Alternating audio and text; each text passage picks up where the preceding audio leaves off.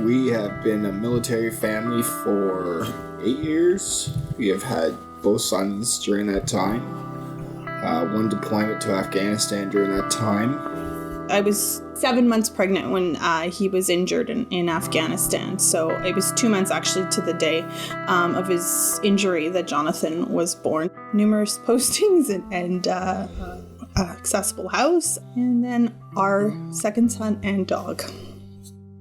Our boys never, and thankfully, I suppose, had to know their father pre-injury.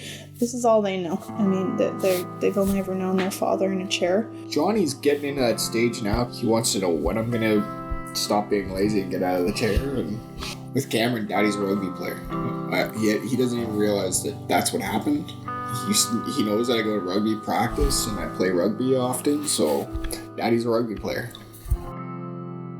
Like, I could take care of myself, I could drive, and I could get around and get dressed.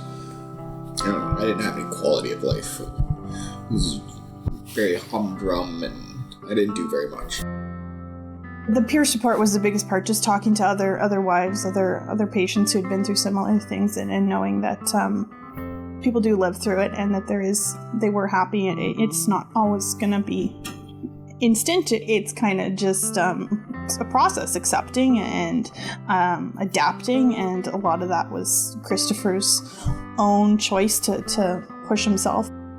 For me, I just went back to work, and that's massive for me, and giving me my own sense of identity outside of being a wife and mother, and it's extremely therapeutic for me. I love having a career. I love having a job and something outside of the house.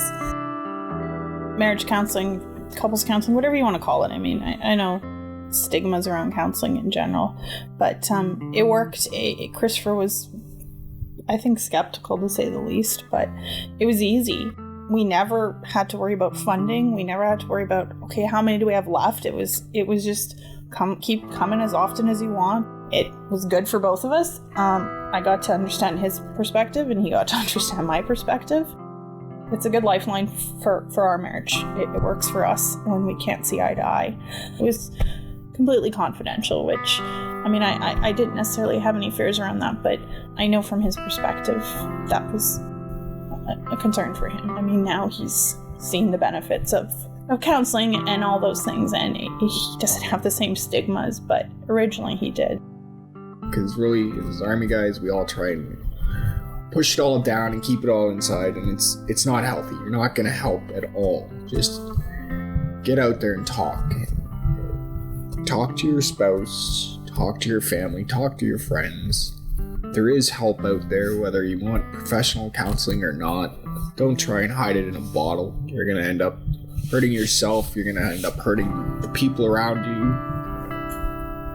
more than anything.